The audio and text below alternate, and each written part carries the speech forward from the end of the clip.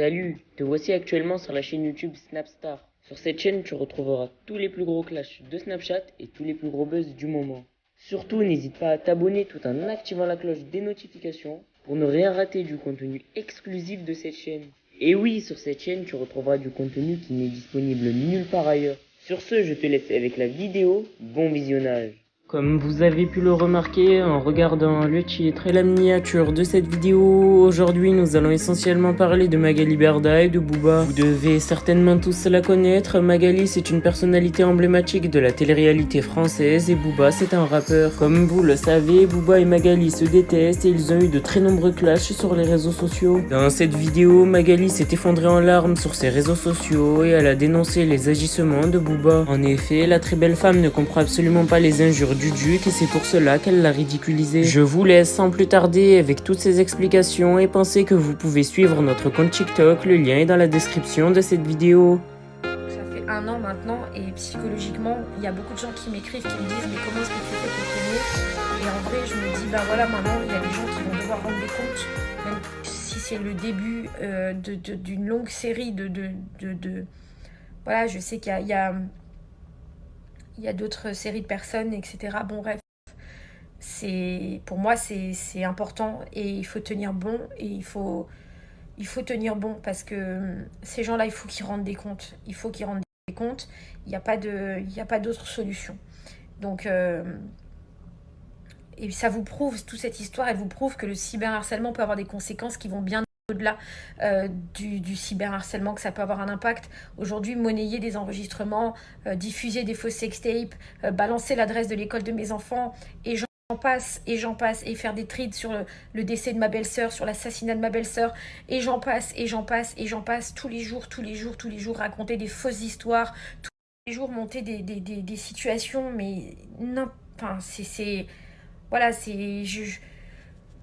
c'est tout simplement pas humain et pas normal et la justice avance et je voulais faire cette story pour dire parce que je me suis tellement fait salir depuis 1 an, tellement salir que vous vous doutez bien que je suis obligée de dire aussi, voilà, n'écoutez pas tout ce qu'on vous dit, n'entendez pas tout ce que vous entendez, faites attention à ce que vous entendez. Voilà la preuve, de tout ça et même si ça a été une année et même si c'est encore une année très très dure, eh bien il faut tenir bon et il faut pas lâcher. Continue à dénoncer la responsabilité des plateformes car si Twitter avait réagi et agi surtout moi aujourd'hui j'en serais pas là et il n'y aurait pas tout ça, il n'y aurait pas tous voilà, c'est quelqu'un qui me tire dessus à balles réelles tous les jours devant 6 millions de personnes, c'est pas rien, c'est pas anodin, ce n'est pas sans conséquence. Tous les jours à raconter n'importe quoi, à poster des trucs qui n'ont ni queue ni tête, qui n'ont rien à voir avec les placements de produits, qui n'ont strictement rien à voir, de foutre la photo de ma mère, bon, je vais pas vous refaire tout ça parce qu'il y en a tellement eu depuis 1 an, tellement d'horreur que on peut pas venir en me disant Booba lancer une alerte sur les placements de produits. C'est n'importe quoi. Vous voyez bien qu'on attaque une personne. Vous voyez bien que tout ce qui se passe, c'est personnel. C'est vraiment une attaque personnelle. C'est contre une seule personne. Et heureusement, les gens s'en rendent de plus en plus compte. Heureusement, voilà, bref, voilà, excusez-moi, j'ai beaucoup de mal à trouver mes mots. J'ai évidemment plus la même force qu'avant, évidemment. Évidemment que je suis plus dans le méta qu'avant. Évidemment que ça a beaucoup de conséquences sur ma vie, que ce soit privée et professionnelle, parce que s'acharner sur une personne, que autant comme ça, aller jusqu'à... voilà, vous vous rendez compte,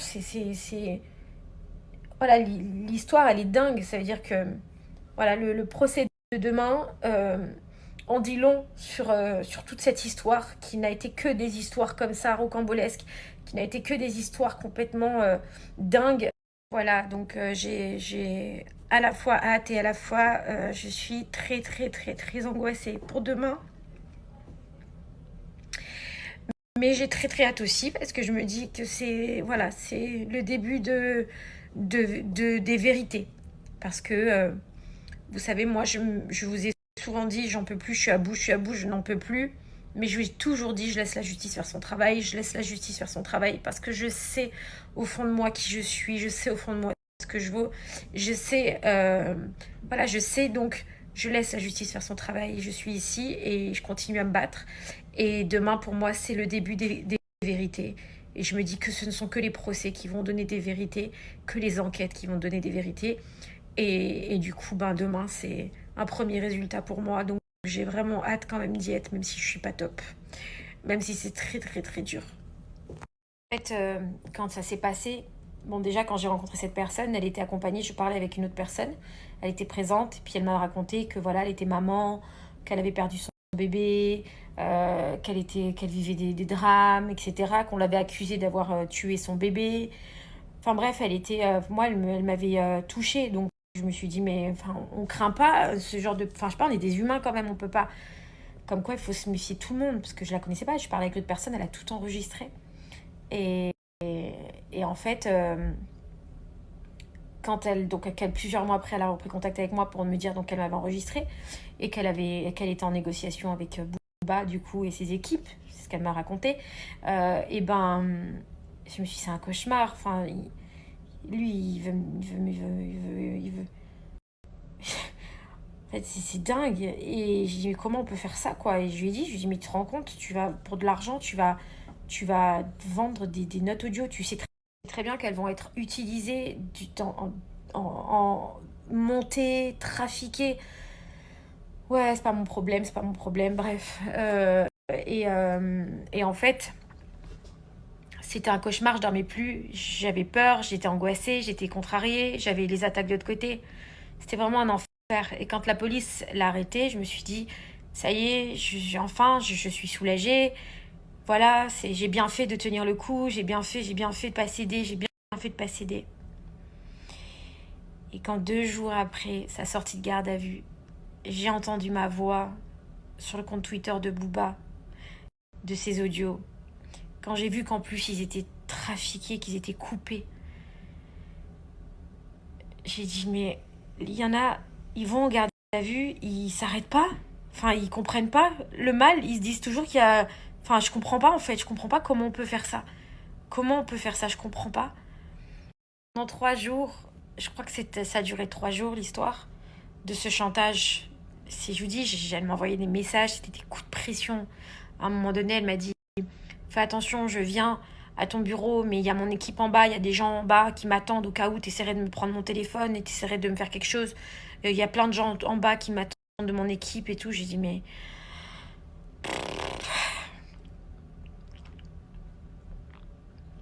franchement, si vous saviez, si vous saviez tout ce qui se passe dans ma vie depuis 1 an, si vous aviez conscience une seule seconde de tout ce qui se passe dans ma vie depuis 1 an, ça c'est vraiment mais un grain de sable dans tout ce qu'on a pu me faire depuis 1 an et de tout ce que ça continue. Et des fois, je me dis mais en fait, je sais même pas quoi me dire en vrai. Je sais pas quoi me dire. Et quand je vois l'attitude de certains, quand je vois le comportement de certains, quand je vois les gens qui me connaissent depuis des années, des années, des années, des années, qui ont su prendre ce que j'avais à leur donner comme moi j'ai pu prendre ce qu'ils avaient à me donner. Hein. Parce que moi je cracherai jamais sur des gens avec qui j'ai pu travailler ou des gens que j'ai aimés. Mais quand vous vivez tout ça avec vous, vous retrouvez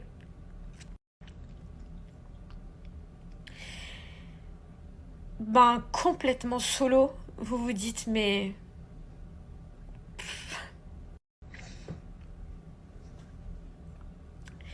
il n'y a pas d'âme en fait.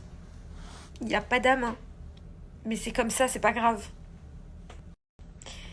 Je sais que j'ai ma conscience, je sais que j'ai le bon Dieu avec moi parce que je suis quelqu'un de droite et je suis quelqu'un d'honnête, donc je sais que j'ai le bon Dieu avec moi. Et je sais que je dois tenir. Je dois tenir pour ma famille, pour mes enfants, pour mon travail, pour les gens qui comptent sur moi, pour les gens qui sont avec moi, qui me soutiennent quand même. Et ben pour ces gens-là, il faut que voilà, je dois continuer et je dois avancer. Donc j'essaye de faire front et j'essaye de. Mais c'est très, très, très dur. Et puis, quand je vois vraiment, ben. Je sais pas comment vous. Je peux pas encore avoir les mots en fait de tout ça. Et je peux pas encore. J'arrive pas encore à tout expliquer. Quand je vois qu'on me fait mon procès médiatique parce que je paye des impôts, parce que ben j'ai eu un contrôle fiscal et que les impôts m'ont demandé de payer tant et que j'ai dit ok je paye tant donc je paye tant et que je paye mes impôts.